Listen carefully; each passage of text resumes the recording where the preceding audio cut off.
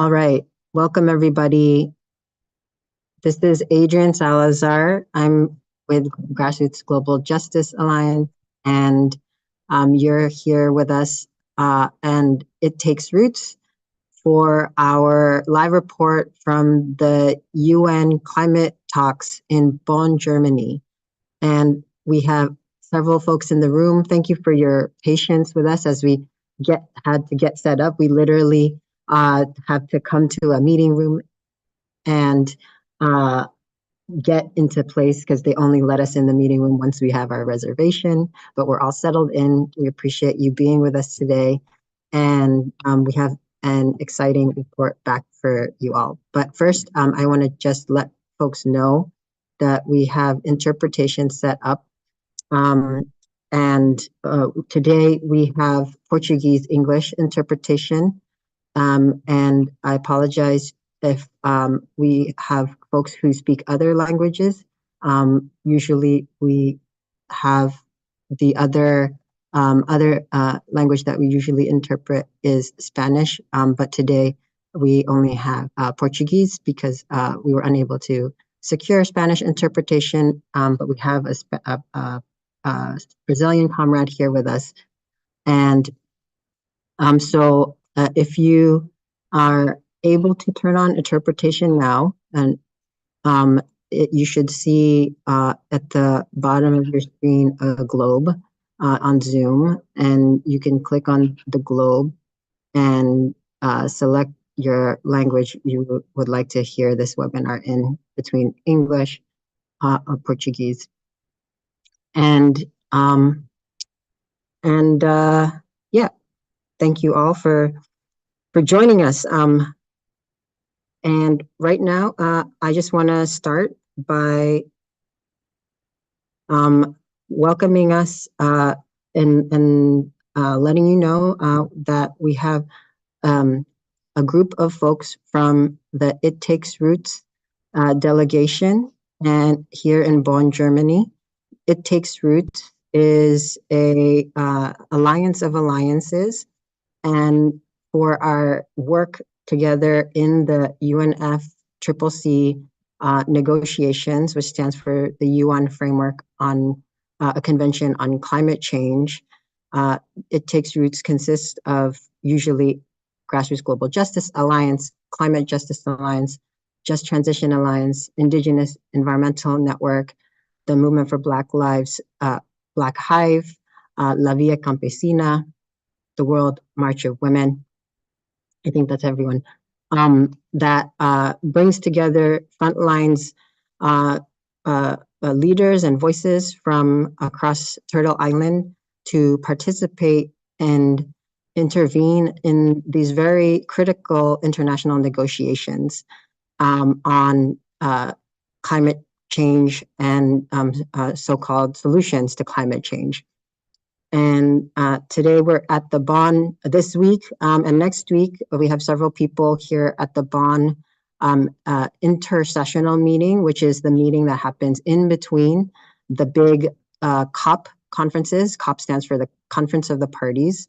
And last year's COP was in Dubai, United Arab Emirates, in the fall. Next year's COP will, this year's COP in the fall will be in Azerbaijan. So in between them is this meeting, which is a technical meeting where negotiations continue on the various work streams and issues like just transition, Article 6, and which is false solutions and carbon markets, as you'll hear about today, and adaptation, mitigation, climate finance. All of these things move in this time. So we're going to first ground ourselves, and I want to introduce Grandmother Mary Lyons, who will offer a grounding for us before we dive into the discussion. Bonjour, I'd like to start out with a grounding prayer for the elements and for the caregivers of this planet. Creator Gitchumani, we ask to sit in the center of forgiveness to calm the fires that are out of control. We ask to be heard throughout the four winds of Mother Earth's breath. We ask for you to reconnect us to feel the original organic heartbeat of life. We ask for our ancestral memories to be restored, so we all remember the beauty of the original water vessels, our body. Creator Kichimani Do.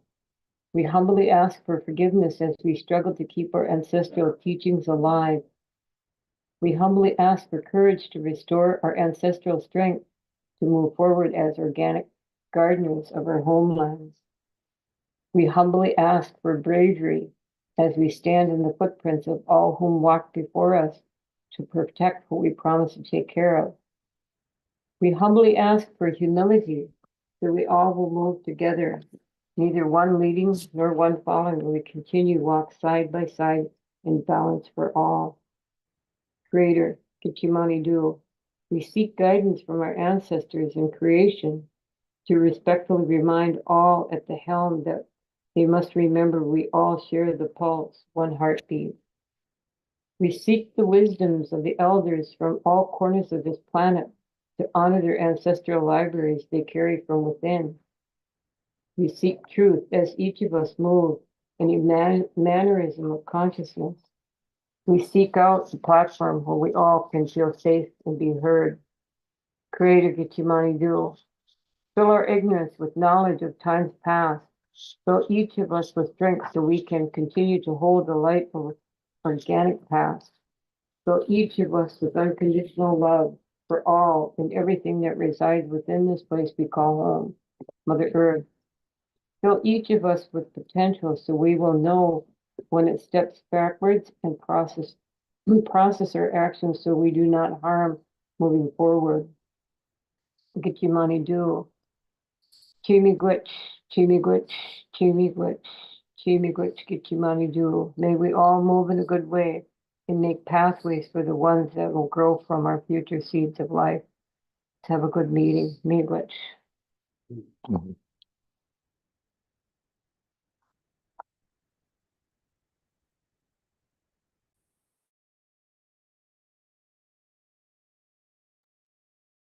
Much gratitude, Grandmother Mary. And you will hear more from Grandmother Mary about her time here and some of the reflections about the conference. But first, we'll hear from some other folks. And I wanted to give a little bit of grounding on what some of the big issues are here being negotiated at the UNFCCC at the Bonn climate talks. And then we'll hear from our other speakers about some of the details of what they've been following. So since the COP28 in Dubai, several items have been critical moving forward in this negotiation. And I'll just name a couple and we'll hear much more from our speakers about the details. As I mentioned earlier, Article 6 is a big item on the agenda. Article 6 is the provision of the Paris Agreement that outlines the governance of carbon markets, global carbon markets, which many of us know are false solutions. And so there's many elements of Article 6 attempting to be finalized here in Bonn.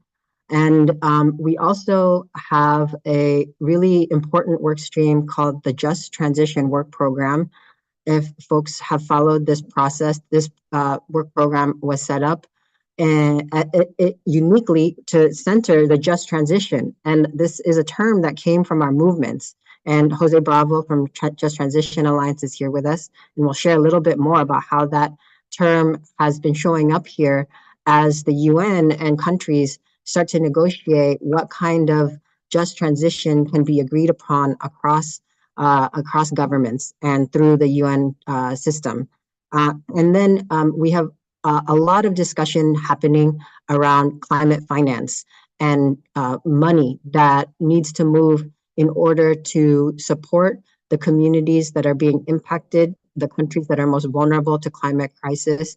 So there is a new global goal called the a new collective quantified goal on climate finance that is being negotiated here as well. This is a lot of words to say they're trying to identify a number, a goal for how much money needs to be raised to address climate mitigation, adaptation, all of these issues. It's a big piece of discussion that's being negotiated right now, actually, in another room, in a hall. And then you have lots of other issues coming up, like gender and climate. We've been talking about demilitarization and peace is actually on the agenda, not the formal agenda, but is part of the conversations since Dubai and Azerbaijan are talking about conflict and peace. So there's a lot of openings and also risks in that. And of course, I would be remiss to mention that for a lot of us here in inside the conference and especially outside the conference, we are confronted by the ongoing genocide of the people of Palestine. And that is very present here in these halls, in the room, as we witness the negotiations taking place under the context of the inexcusable occupation and genocide of the Palestinian people that continues to this day. And so you've seen a lot of actions and activity about that, which we'll mention in a little bit. So those are some of the things that are coming up, and it's a lot. There's a lot of conversations moving in different rooms. And now we'll hear from our speakers a little bit about some of the issues that they've been following. So I'm going to now pass it to Jose Bravo, Executive Director of Just Transition Alliance, who will share a little bit about how he's been following Just Transition here. And Jose, my question for you, our question is, can you speak in this moment on how you see Just Transition? Hold on just a second. Could you mute? So how you see Just Transition surfacing in the negotiations through the Just Transition Work Program, and what does it mean for you to see Just Transition become so mainstream in global negotiations, and what risks are there with that? Thank you, Adrian. So again, I think this go around, part of the discussion's been, what constitutes a green job? And part of that discussion yesterday was actually brought forward by somebody, one of the heads of or vice president of LinkedIn. And again, most of the times. Tem duas traduções.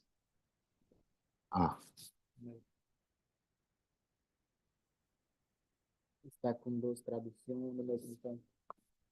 So I think there's a problem with the translation. Elvis is saying there's two translators on at the same time. Sorry, folks. Okay. Yeah. Okay. So the person from LinkedIn was basically saying, that green jobs have to do with the future. That negates the fact that in our communities and through our history and through the time that we've been on this planet, most of the work that is being done by indigenous people and farmers and many others are green jobs.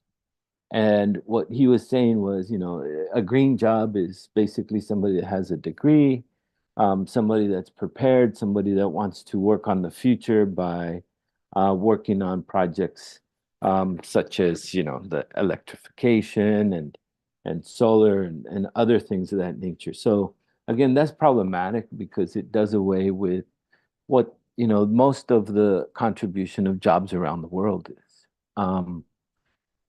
The other piece that was a little bit problematic yesterday was the part of finance, right? It's like Adrian was saying, finance is the big thing here at the moment. But the finance conversation that's being had here in Bonn is about loaning money. It's not about funding. It's not about funding projects. It's not about funding solutions. It's basically that they want countries to get into debt.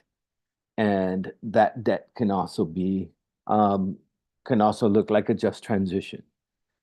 So again, I think part of the problem here is the definition of a just transition, where in some instances, the definition of a just transition has really gone awry.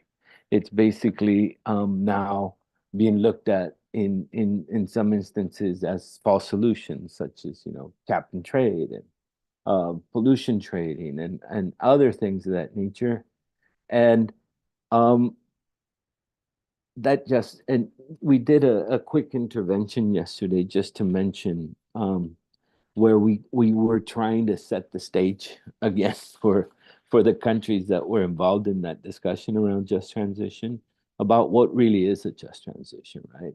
It's about those that are most impacted being at the table, those workers and communities that are living, and indigenous people that are living the legacy of contamination as well, not just looking into the future and saying, okay, let's move from here. The environment started today. And what a lot of people are saying here is that, we have to invest in tech. Well, we also have to invest in those communities that have been devastated by, again, the legacy of pollution, the legacy of war, the legacy of colonialism. All those types of legacies have to be addressed.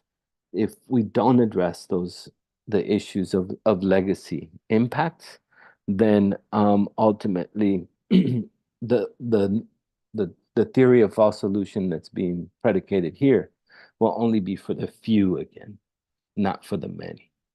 So I wanted to mention that as a piece as well. Yesterday, we also met with the U.S. State Department. And part of the conversation we were having with the U.S. State Department is that we had a lot of concerns about people not having access, about the different things that are being said, as you'll hear from other folks, about the participation of youth and not just the presence of youth, right? A lot of that is very prevalent here at the moment. So I'll leave it there, but again, I think it's going to be a big lift to try to move some of these countries that are thinking of just transition is, single vehicle electric cars and the such. So we'll leave it there. Adrian. Thank you, Jose. So that's absolutely right. Just transition has been a big topic on the agenda. There's a formal negotiation happening, and a lot of what Jose shared is a reflection of how this term that came from our movements, Jose and some of the other folks in the room were at the meeting where labor and environmental justice groups said, this is what we need to transition workers in our communities off of extractive industries, off of fossil fuels. That idea has made it here, and yet there is an unclarity about a shared definition, and there's vying about who should be included and what sectors, and are we talking about across the economy, across society. So that is really live right now. Jose mentioned some of the engagement of other constituencies like youth and indigenous peoples.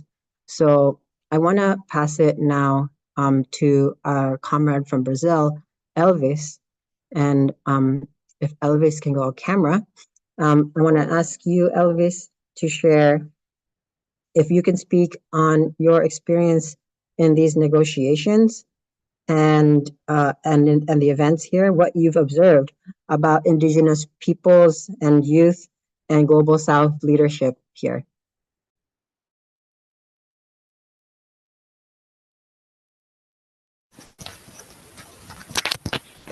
Olá, obrigado,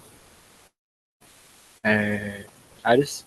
Como já foi apresentado, eu tenho dois nomes, na minha língua e em português. Eu me chamo Issacar, sou do povo Runicuim, E eu estou na terceira participação do evento do UNFCCC e trazendo a experiência, o que eu vi nesse evento internacional, que a gente vê dentro, né, como povos indígenas e como juventude, a juventude que está vendo, tá saindo?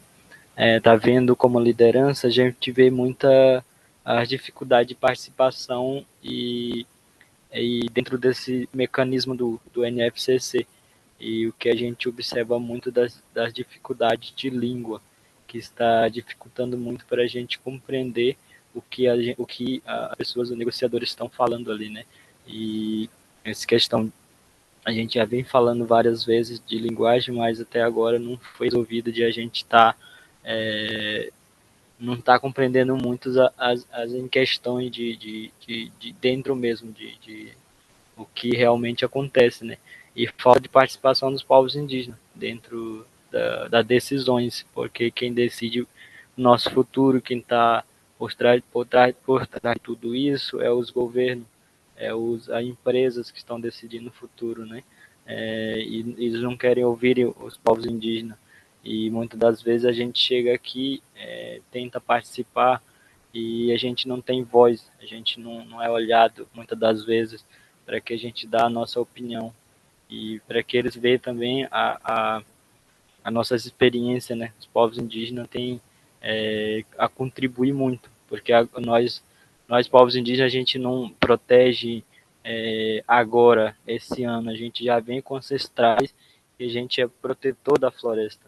E assim eu deixo aqui como um indígena, um jovem que está nessa caminhada de ver essas questões de meio ambiente, a gente viver num mundo melhor.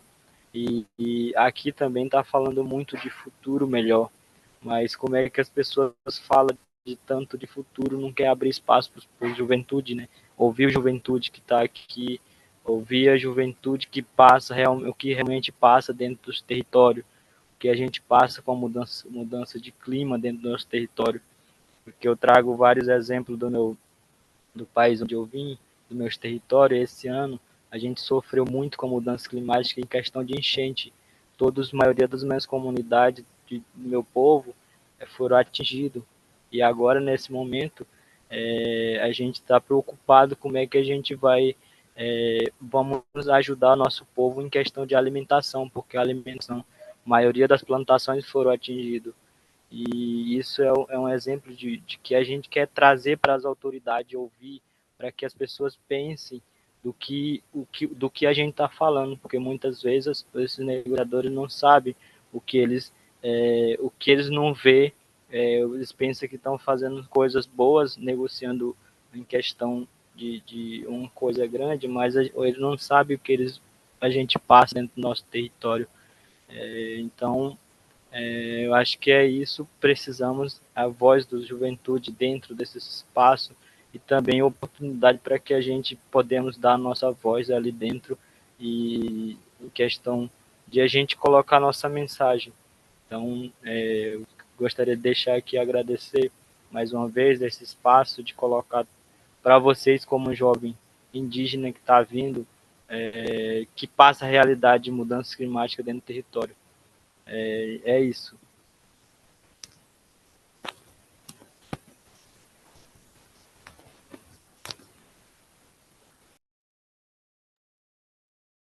Thank you, Elvis. Again, that was Elvis Ferreira with the Federation do Povo Huniqui and Indigenous Environmental Network. Thank you for sharing your leadership in the space, bringing the voice of youth, young people, indigenous communities from your community in Brazil, where we know right now there are massive floods that are displacing hundreds of thousands of people. And this is the reality of folks on the front lines of climate crisis. And that reflects the urgency of these issues that we know, all of us know, our communities are being impacted now. So to continue this thread on some of the conversations around Indigenous rights and human rights, I want to pass it to Alberto Saldamando with Indigenous Environmental Network. Alberto has been following negotiations on Article 6, tracking false solutions, and human rights. Alberto, can you share with us how false solutions have been showing up in this round of negotiations, and if there are places where there are opportunities and challenges that you've been experiencing?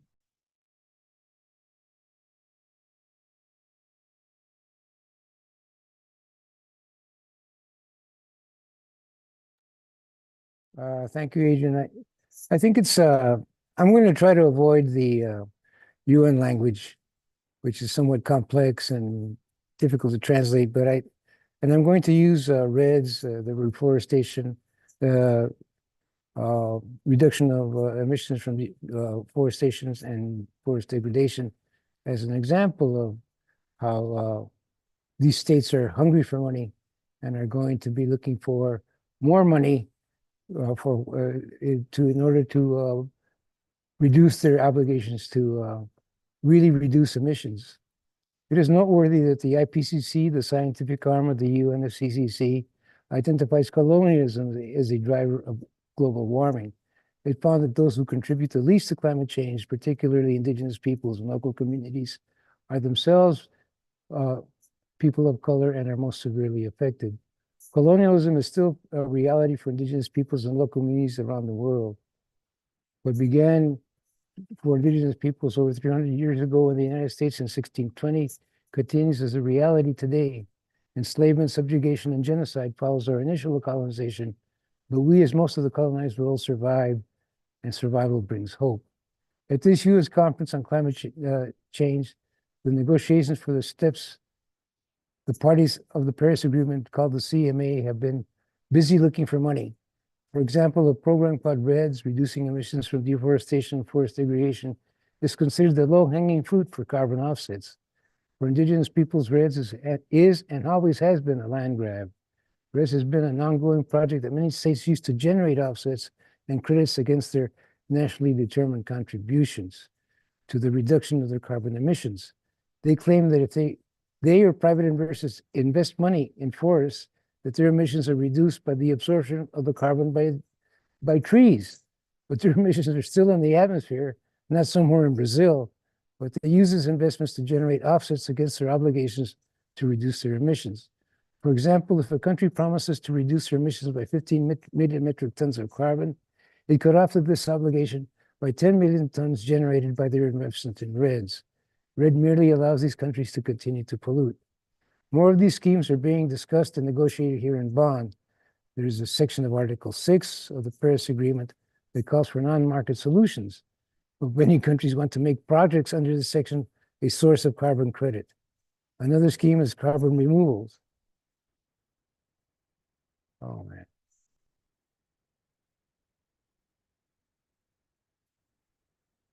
They claim that removing carbon from the atmosphere will generate offsets, but the IPCC said 2 years ago that carbon removals is an unproven technology and poses risks to the atmosphere. The time that it would take to test and implement carbon removals would take more time than we have to keep global warming under 2 degrees. Indigenous peoples experience this racist colonialism land grab as violations of our human rights, both collective and individual. The loss of our lands and our sacred relationship to it, the loss of languages, cultures, and ways of life. The loss of our lands is the loss of our spiritual lives, our ceremony and song. This racist and violent privatized colonialism is imposed by transnationals on people and countries throughout the world. We experience it through the extraction of our resources, continued fossil fuel development, as well as the criminalization and persecution of our human rights defenders, those who defend the sacred. It is all about land and our sovereignty and self-determination, our ability to govern ourselves, to choose our own path to our own development. Clearly, the Paris Agreement, primarily Article 6, is itself a major problem. Carbon markets and credits as applied to the indices do not reduce emissions of anthropogenic greenhouse gases. They only allow the continuation of these emissions, further contributing to global warming. Putting a price on carbon makes it valuable and a tradable commodity. It commodifies our Mother Earth. The transition to a green economy is another scheme. Green economy produces massive human rights abuses. The UN-led REDS Plus program states are free to introduce their vision of development on indigenous forest lands, including cattle ranching, soya and palm oil plantations, fish farms, and other activities that not only displace indigenous peoples, but our relatives, those that fly, the four-legged, and those that crawl or swim, the fauna and wildlife. It depletes the soil and water and denies peoples their traditional means of subsistence. Many consider these programs genocide. Branding nature-based solutions as a climate solution is also a public relations scheme. The mainstream approach to NBS, naturally based solutions, monetizes and finances nature by generating carbon offset credits for polluters to purchase so they can make dubious net zero emission claims. However, nature-based solution projects include much of what indigenous peoples have been fighting for years: reducing emissions from deforestation and degradation, industrial tree plantations, and closures as protected areas, climate-smart agriculture, as well as forest, soil, coastal, and marine ecosystems, and other forms of life. Thank you.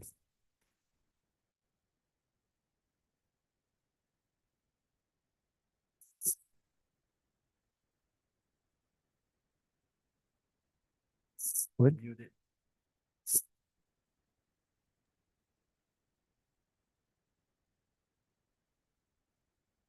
Thanks, Alberto.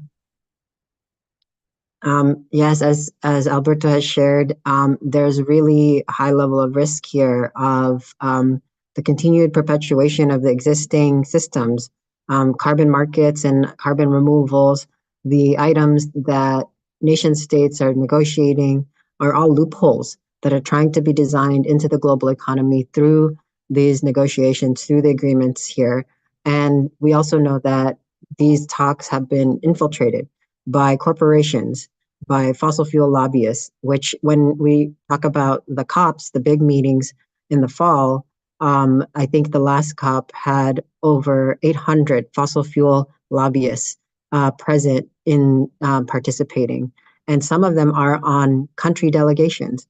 So they have been influencing directly the negotiations and the language to create these loopholes to allow companies to continue to pollute by buying carbon credits and setting up these global systems, these regional systems of carbon markets. And so this is a real threat to people's lives, land, and community livelihood. And something that many groups here are continuing to resist and advocate to make sure that there are adequate protections and that we don't perpetuate the ongoing extraction and destruction of communities. Thank you, Alberto. And finally, we'll come back to Grandmother Mary Lyons, who is also with Indigenous Environmental Network. And before I pass it to her, I just want to invite everyone to who's listening to share your reflections, your comments, your questions in the chat. And we will have some time for discussion.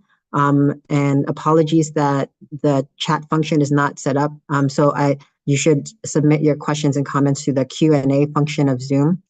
So you can see a Q&A at the bottom there. And we really welcome your questions and comments, and we'll have the discussion after hearing from Grandmother Mary Lyons. And Grandmother, you have also been following closely the negotiations, and I know that Indigenous rights has been something that you and IEN and several of our relatives here have been fighting to make sure are upheld through these negotiations. Can you share a little bit about how you've observed the ways Indigenous rights are being discussed at this meeting?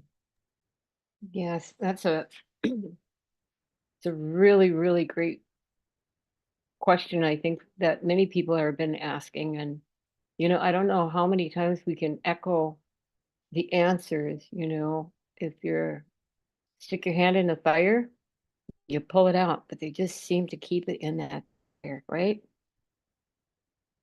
So being an elder and a knowledge holder, I'm a wisdom keeper. The elders that walk these hallways are the truth. We do know the menace that has occurred within the last 70 plus years.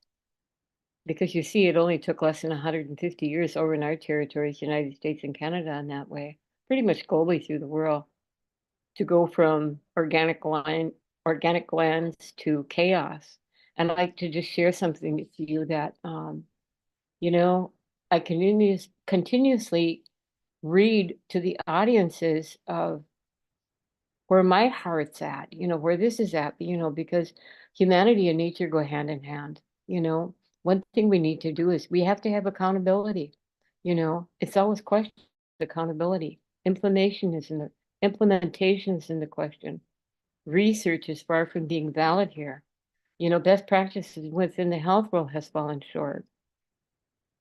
To include the world's population voices of concern, one must examine the truths of each territories and not only the rights of people, but the rights of nature as well, because forgetting about that, you know, without nature, human beings just can't go on. So they seem to want to separate or put one or the other in an invisible place where they can more or less manipulate what the better cause is for their pocketbook and not for all people's health. So to sit with the justice systems throughout the globe, one must understand that meaning of one plate, one table. This is for all. It isn't segregated into a certain sector, is that we all depend on it. To understand finance, one must detach themselves from greed and sit in the circles of wellness. To educate the population that one serves, one must sit amongst the weakness and understand what made them weak. Climate finance and carbon investments, the majority of the global population have very little understanding of what this really means and have limited knowledge to how it harms them.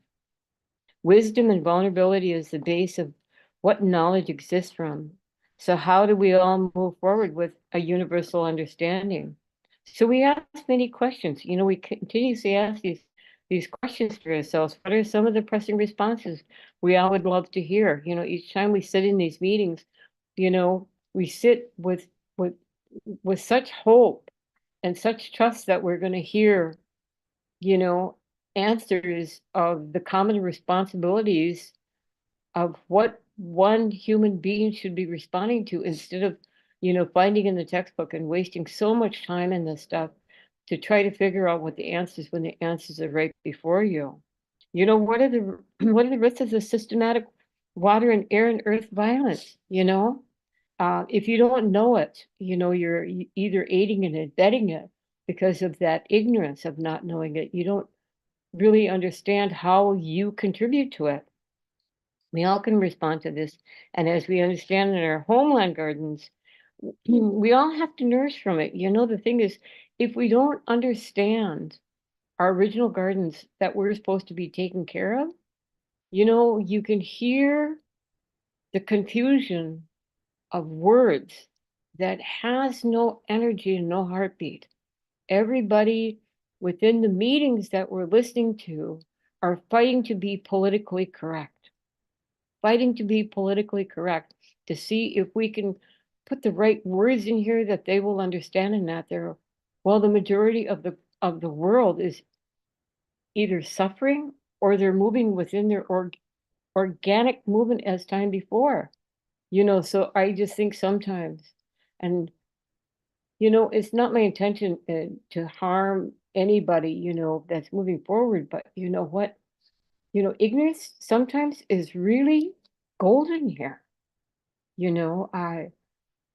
I love seeing the indigenous people. I love seeing elders. I love seeing the young people out there, because this is our truth. This is our past, and we're walking into the future. And if we don't really, it's not so much as finding the answers. It's you have to stop running from the answers. The answers are here. My main concern listening to here is with the indigenous people's knowledge, the knowledge of because we're the original gardeners, right? No matter what the interpretation says, the final results all add up to a global climate chaos, and no one, no matter how wealthy or how financially limited they are, they can't escape these impacts. The global platform will face the disruption in the quality of air, water, fire, and earth. We're in it now. This is man's introduction. The two-legged introduction to destruction, we did it on our own. We always say the planet's going to go on, but the kindness of Mother Earth laid out such a small platform for us two-legged people to live on, and we seem the majority seem to be ignoring that kindness, that provision that she allowed us, so this destruction's happening. But in the meantime, the original gardeners are striving really hard to make a life doable and livable for our future seeds. So this is what I'm hearing, and I have to be very, very careful, that the ethical protocol for the protection and use of traditional indigenous knowledge will be utilized before our knowledge is passed on to any of these bodies here, right?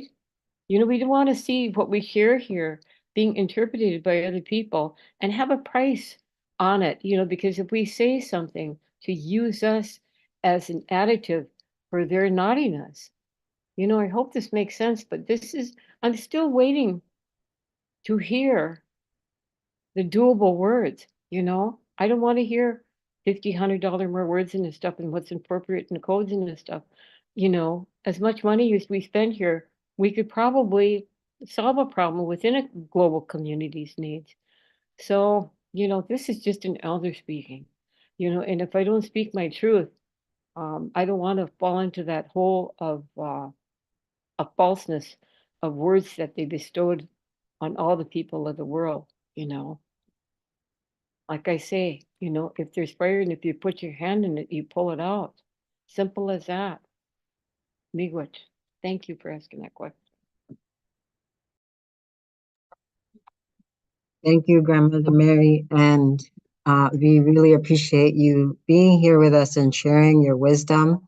The elders with us here, and I know many who are not here, have so much knowledge that we need in order to endure as communities through these crises, and that this kind of space, that is a kind of ivory tower space of countries negotiating, actually needs to turn to in order to negotiate and to plan a kind of world that is resilient, that is based on sacred knowledge, that is based on traditions that have allowed our communities, our ancestors, to endure over generations. So thank you for sharing all of that.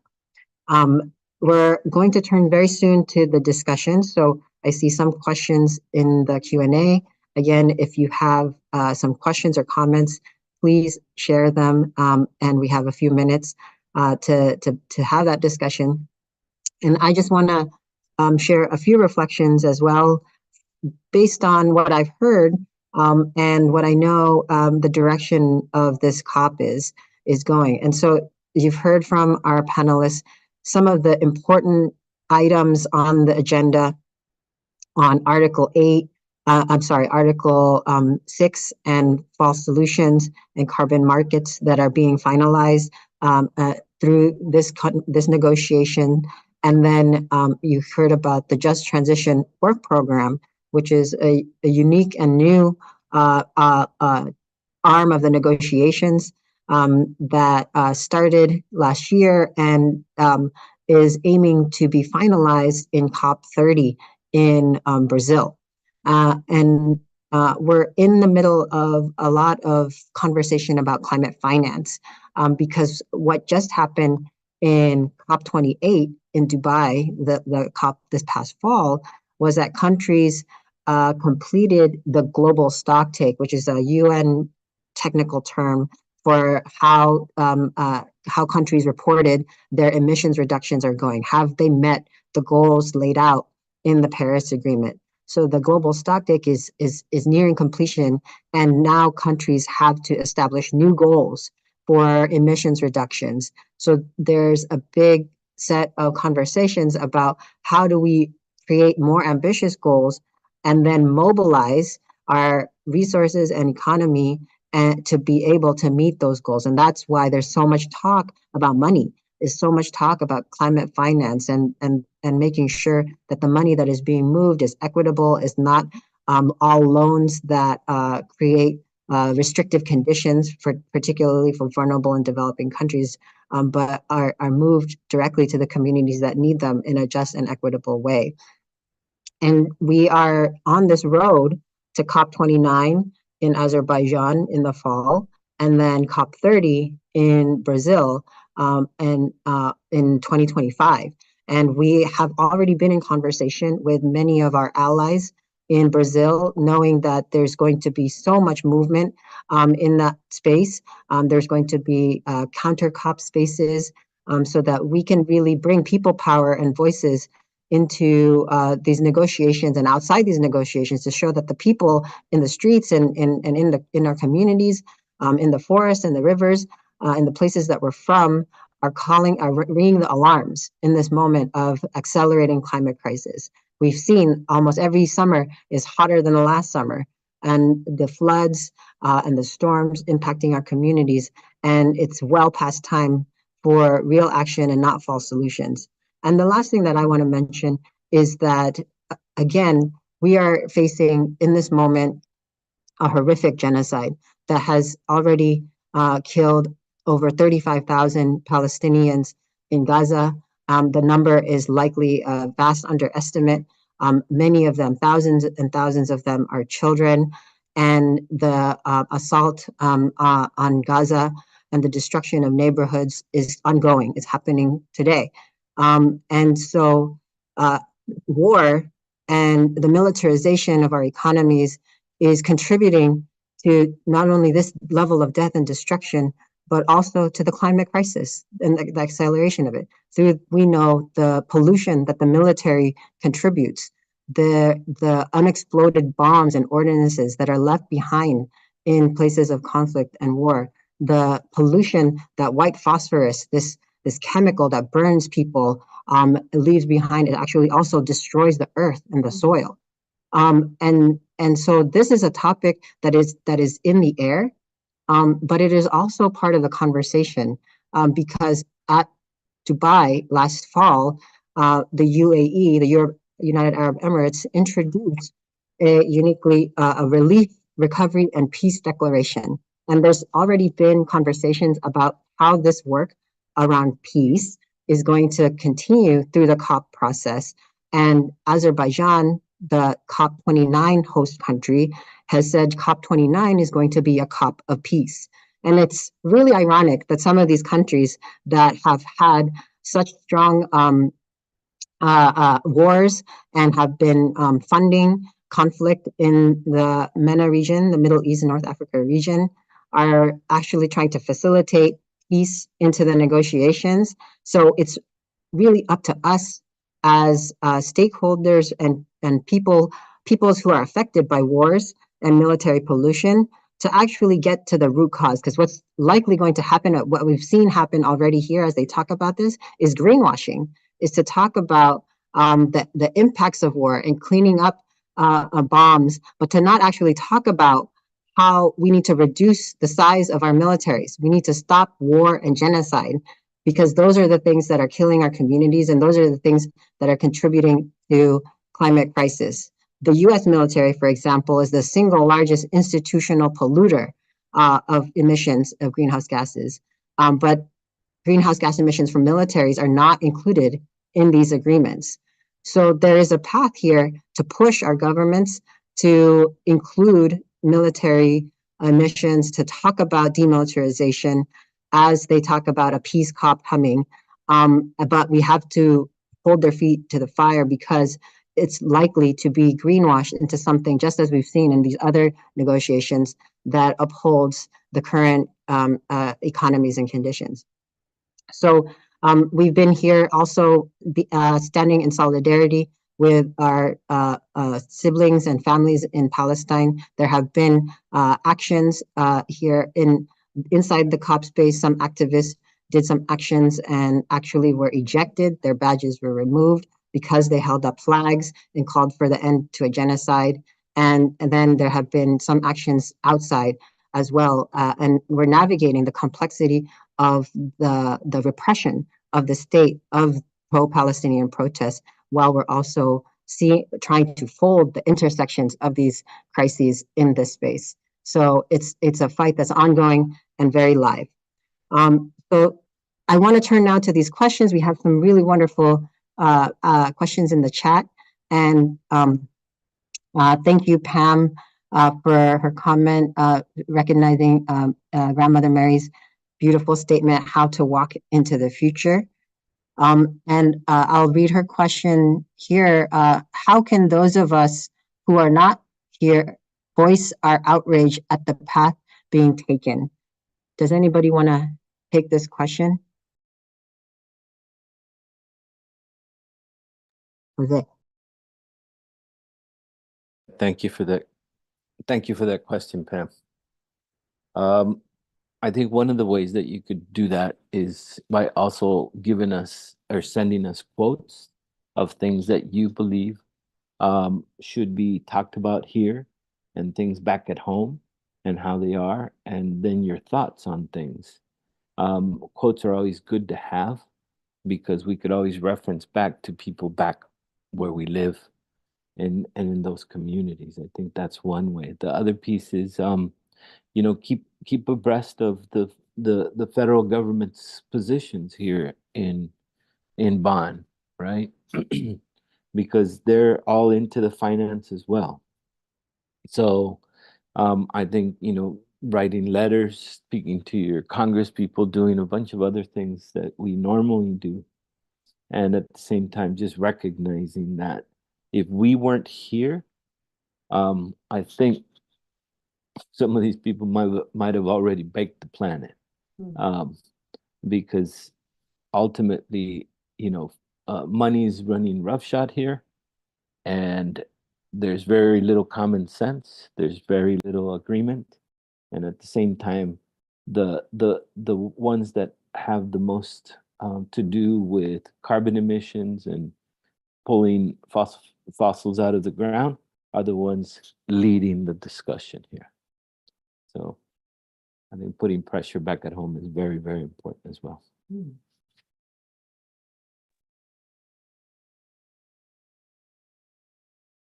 Thank you, Jose. And I invite the other panelists to share also if you have a reflection on what folks can do at home. But I also want to read this other question, which is related to what Jose just said, putting pressure on our folks back home. And for many of us here, not all of us, but some of us on this delegation are from Turtle Island, are living in the United States, and the U.S. is a heavy presence in this negotiations. They always are. And so Chloe has a question here from Climate Justice Alliance.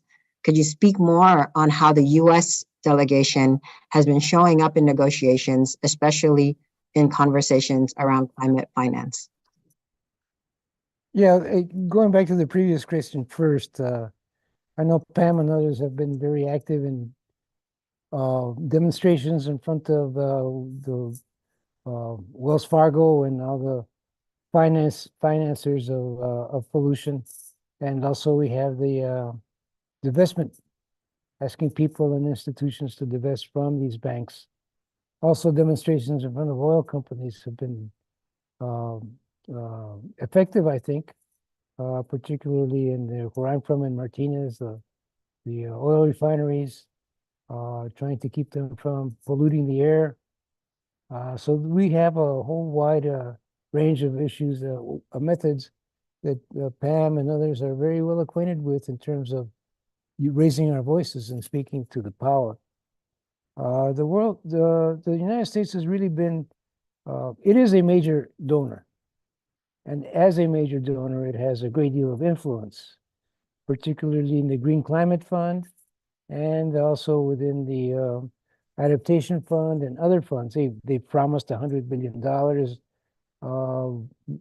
They estimate that they need $300 billion to really tackle the problem of adaptation, particularly in small island states.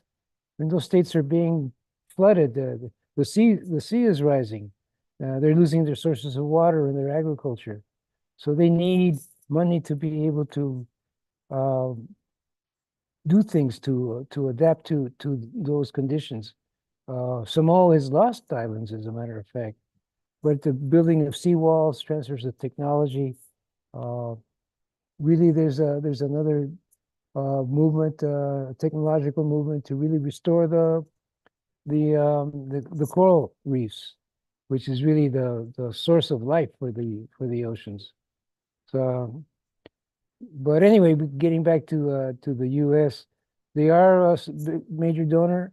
They do rely on the World Bank, and they tell the World Bank really what to do. So it's more of the same. One thing that has surprised me though about the U.S. delegation is I was in a finance meeting today, and and there was a great deal of support for the small island states, developing countries, least developed states to receive grants, not conditionalities, but grants directly so that they can determine their own priorities and institute their own solutions. I was surprised that there was a great deal of support for that.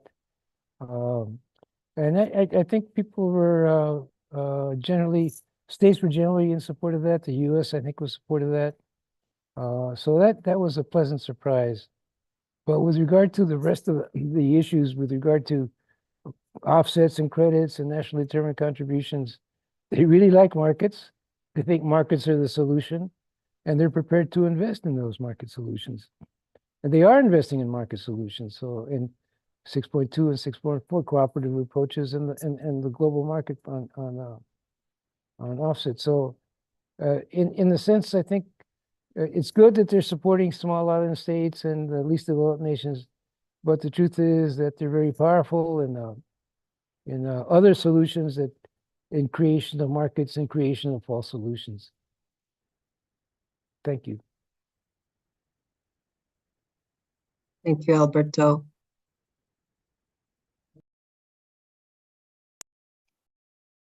Thank you so much, Alberto. And as Alberto said, the U.S. is unfortunately and not unexpectedly an advocate for all of the things that harm our communities and that we have been trying to fight in these processes in the international climate negotiations since some of our comrades have been here from the beginning. The U.S. has taken this historic role and continued role of being an obstacle to true climate justice in this space. We're already over time, and I am so surprised by how fast this conversation has gone.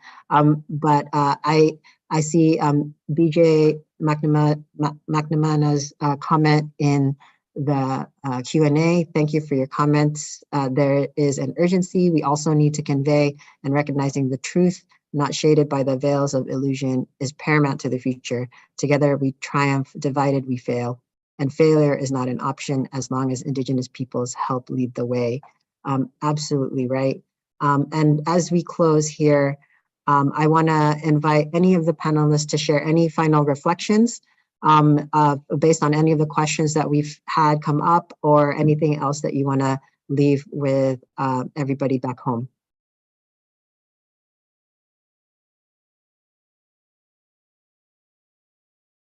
There's something that I heard as well today. We were sitting in several of the sessions, and the people that represent Samoa were talking about that they've already had to relocate 50 communities. That those 50 communities are no longer there, that folks are having to be put in other places. So that it's very, very crucial. And it's very, very important to address this issue, and that the responsibility should fall on those countries that cause the most pollution, right? So that was one. The other very interesting and sobering fact was the statement from the people from the Maldives that said that they can save their local oceans. They have over 1,200 different islands, and that they could save their local oceans and secure its food systems for $180 million. That's less than a rocket costs now that's going out there to pollute the ozone and space. And I think it's really important for us to make sure that people aren't left behind, and that maybe, you know, getting back to one of the questions that Pam posed is that, you know, hey, you know, there's Tom Steyer there in San Francisco. He could literally put $180 million from his billion-dollar fortune into some of these countries so that they can literally survive.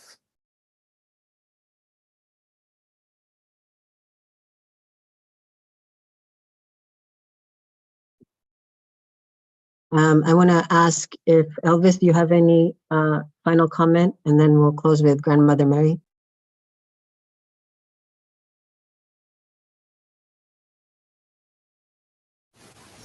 Sim, eu queria compartilhar uma coisa que Alberto e você comentaram aqui, trouxeram as coisas bem pensativo e também reflexivo para que as pessoas que estão participando ouvir e levar essa mensagem, transmitir essa mensagem para outras pessoas. E trazendo isso para a realidade que a gente vive, a maioria dos estados, governantes, realmente só tem interesse em dinheiro, né? Eles não veem o que estão fazendo entre países mesmo. E esses países que são os países mais desenvolvidos, investindo, financiando os países que estão em desenvolvimento, estão e no Brasil tem muito experimento, né? Tipo, tem muitas empresas que estão poluindo muito. E isso traz muito prejuízo para as pessoas que não são quem vai ser atingido, as pessoas da comunidade. Por exemplo, os povos indígenas, ribeirinhos, e a gente vê muito isso de que as pessoas não estão interessadas realmente em mudar, eles estão interessados mais em dinheiro. E foi isso que o Alberto trouxe de reflexão de a gente, as pessoas aqui, transformar esse espaço aqui da ONU e ancestralizar mesmo, trazer a nossa realidade, falar na nossa língua e mostrar que também a gente tem essa experiência de mostrar para as pessoas, né? De não estar só conversando coisas bonitas aqui e não estar fazendo o que era para fazer na realidade, né?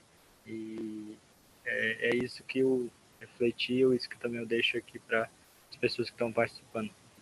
Obrigado.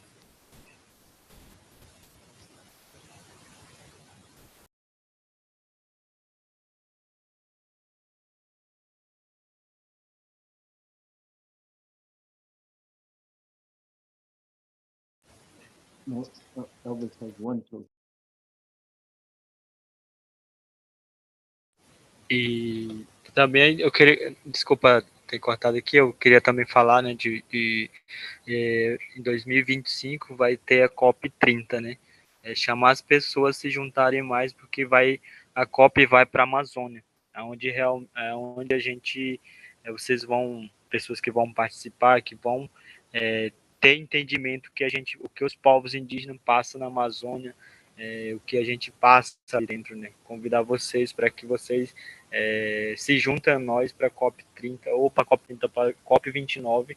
A gente vai para a COP29 se preparar para a COP30, para que a gente mostre.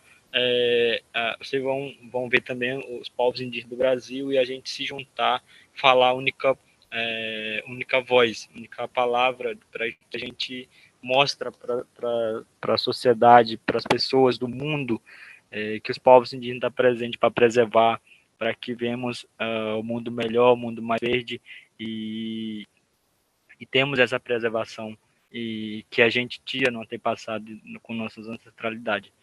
Então é isso. Obrigado.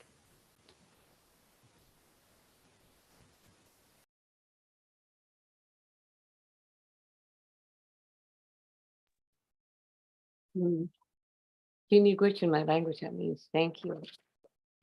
As we close the cyber circle, it's for me, it's such an honor to be with my global family. You know, I'm always happy to see everyone when I come. It's always sad when we get ready to close these that my greatest fear is we can't see some of these individuals because when they walk their truth and they walk their heights and out there, they come against such strengths that may take their lives, you know, just speaking the truth, just to say, you know, we need water, we need clean air, just the simple things that were originally gifted to us. So I'd like to close this prayer with just acknowledging that. Chimikwachikachimanidu, thank you for these cyber circles that carry good intentions to move forward in a good way. Chiviguits to all the ancestors that have left an imprint of memory, so we'll never forget to stand strong. We remember the teachings of whom we really are, where we came from. We remember. We remembered what we were taught when times would be difficult, to go to the spiritual space. We remember all that was spoken of was appearing before our very eyes, the unfolding of our prophecies, they passed forward. We remember the keys of our past, our ancestors' past, to protect the ones that stored the seas of our future, the people. If one of us falls, all of us fall. If we allow the world to continue to paint us with invisible masks, we will disappear. If we remain silent, the outside world will cover up the wrongdoings of what they do to our people. If we stand together, all people, if we stand together, we will rise up as our ancestors once did for us to protect our future seeds. So I want to say Chimigwech and thank you for this time. And please stand and like we said, speak to the ones that are around to bring these incidents, these events and this stuff forward, because we're in a critical time. Chimigwech, thank you.